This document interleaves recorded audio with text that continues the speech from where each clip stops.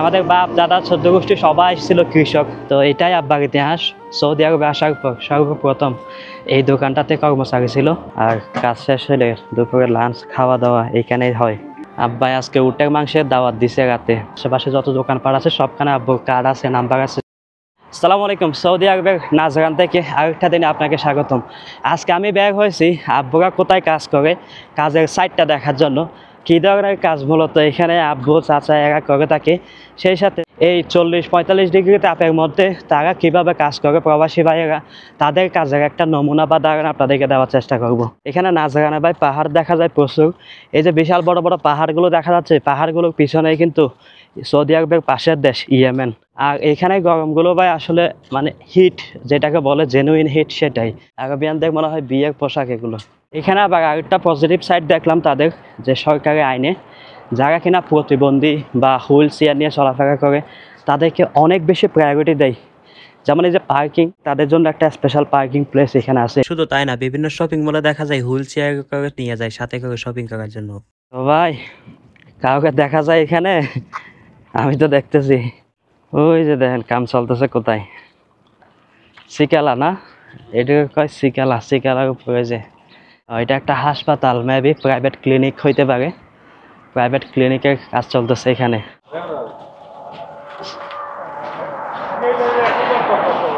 সালাম আলাইকুম।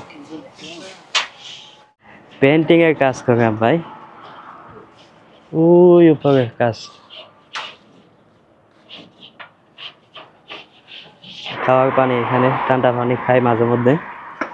আর কাজ শেষ হলে দুপুরে লাঞ্চ খাওয়া দাওয়া এখানেই হয়। আব্বাই আজকে উটের মাংসের দাওয়াত দিছে রাতে।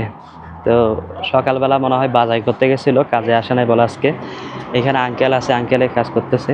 আর কিছু এক ভাই আছে নেপালি, এক ভাই আছে বাঙালি। তো আমার কাজিন, সেও আজকে কাজে আসে নাই, সেও আজকে ছুটিতে আছে। আবার এখানে একটা জিনিস ভালো লাগে, বাংলাদেশের মতোই আবহাওয়া। সৌদি আরবের মধ্যে এরকম হাতে গোনা কয়েকটা ডিস্ট্রিক্ট আছে যেখানে মোটামুটি একটু কম আর গাছপালা ভালো মতো দেখা যায়। এখন বাতাস লাগতেছে গায়ে, খুব আরাম লাগতেছে। কিন্তু অন্যান্য ডিস্ট্রিক্টগুলোতে দুধু মরুভূমি টাইপের এরিয়া, যেমন রিয়াদে না আছে বাতাস, না আছে কিছু। বাতাস থাকলেও বাতাসের সাথে গরম হাওয়াটা আসে। এটার পাশে একটা ডিস্ট্রিক্ট আছে আবাহা, যেটাতে আমি হয়তো আগামীকালকে বের হবো ইনশাল্লাহ। তো আবাহা ডিস্ট্রিক্টেও আবার বাংলাদেশের চেয়েও ঠান্ডা অনেক সময়। তো সৌদি আরবের কয়েকটা ট্যুরিজম প্লেসের মধ্যে আবাহা একটা।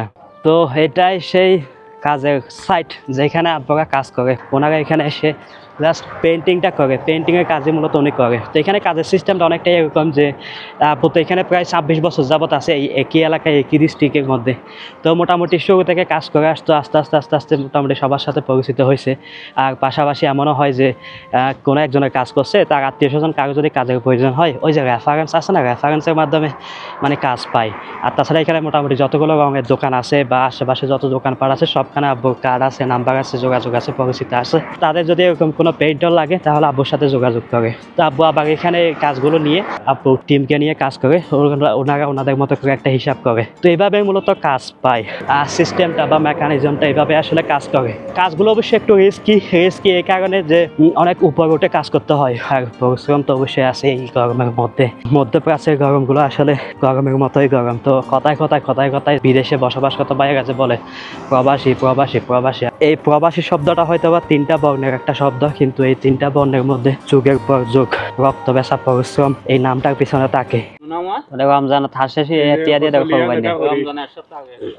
ফসলিয়া যেটা করি বেটা গরিব 2,000 টাকা হোক, বেটা গরিব হইলে কি হইব? এই 10টা হইলে পেপসি 2টা-3টা এর বাদে কেক টেক লই আয়, পানি লই আইব ছোটর আব্বাটা, এরপরে দুপুরে খানা দিব। কিন্তু কিছু কিছু এমন আছে টাকা গোগাই বলে অনেক, কিছু নাকি আছে একটু ভিন্ন। কেমন? আমি আজকে কাজ শেষ হবে, কাজ শেষ হওয়ার আগেই টাকা দিয়ে দিচ্ছে, যে বলছে যে এটা আমার নবী সুন্নত, শ্রমিকের কাম শুকানোর আগেই টাকা দিয়ে দিতে হবে। টাকা দিয়ে দিচ্ছি। এরকম নাকি অনেকে আছে, আবার আছে 7-এর মধ্যে 1জন বা 2জন। এখানে একটা ঐতিহাসিক স্থানে দেখা পেলাম। এই যে ফুফাত ভাই সে বলতেছে আব্বাই যখন 26 বছর আগে সৌদি আরব আসছিল, লাইফে প্রথম সৌদি আরবের চাকরি ছিল এই দোকানটাতে না, এই যে এই দোকানটাতে নাকি সর্বপ্রথম কাজ করছিল। চিপস, খেজুর, চকলেট এগুলাই আর কি। মোজাম্বিক, সাউথ আফ্রিকার পাশের দেশ। তো এটাই আব্বার ইতিহাস। সৌদি আরবে আসার পর সর্বপ্রথম এই দোকানটাতে কর্মচারী ছিল, তারপর আস্তে আস্তে আস্তে আস্তে বিভিন্ন হাতের বিদ্যা শিখে বা হাতের বিদ্যা দিয়ে কাজ হয়েছে। আমরা অবশ্য কৃষক ফ্যামিলির ছেলে বলে, আমাদের বাপ দাদা 14 গোষ্ঠী সবাই ছিল কৃষক। তারপর কৃষিকাজ সেটা আস্তে আস্তে আস্তে আস্তে 1 ভাই 2 ভাই 3 ভাই এভাবে বিশ্বের এক একজন এক এক দেশে।